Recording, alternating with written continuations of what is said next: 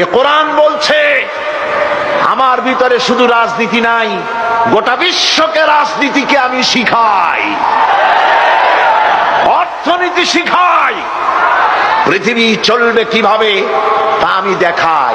এই জন্য এই কোরআনের আসল মুফাসসির তো আমি নই, কোরআনের আসল মুফাসসির তো মাওলানা সিফাতুল্লাহ সাহেব নন, এর মুফাসসির তো মাওলানা আবুল কালাম আজাদ সাহেব নন, এর আসল মুফাসসির তো মাওলানা কামাল উদ্দিন জাফরি সাহেব নন। এর আসল মুফাসসির কে?